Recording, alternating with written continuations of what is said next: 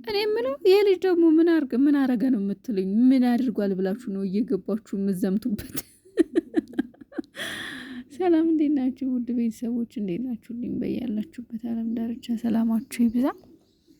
በጣም ገርሞኛል። ይሄ ልጅ ስለ ሀይሚ ተናገረ፣ በስለ ሀይሚ ጉዳ ወጣ፣ ስለ ሀይሚ ታሪክ አወራ፣ ስለ ሀይሚ እኔ ግን ምንም የሰማሁት ነገር የለም። ሰላም እንዴት ናችሁ? ውድና የተከበራችሁ የኔ ቤተሰቦች እንዴት ናችሁልኝ?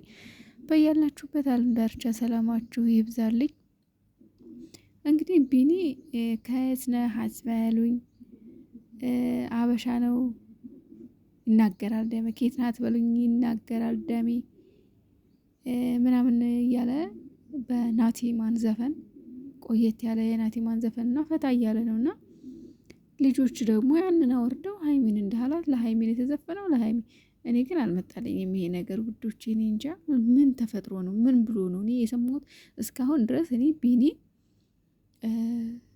ቢኒን ዱባይ ያገኙት ሀይሚና ብሩኬ ከዛ ስራ ሰራ ሹፌራቸው ነበረ፣ ፕራንክ ተደራረጉ፣ አብረው ጥሩ ጊዜ ያሳለፉ፣ ተለያዩ። እኔ የማውቀው ታሪክ ይሄ ብቻ ነው። እስካሁን ድረስ ስለ ቢኒ ምንም የሰማሁት መጥፎ ነገርም ሲያወራም አልሰማሁም፣ ስለ ሀይሚ ሲያነሳ አልሰማሁም።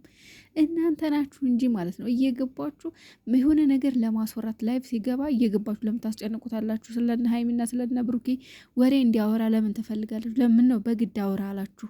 ምንድን ነው? አረ ተውት፣ ተፋቱት። ይህን ቆንጅጌ ልጅ፣ ይህን ማር የሆነ ልጅ፣ ይህን ምርጥ የሆነ ልጅ ተውት፣ በቃ ተፋቱት እንዴ!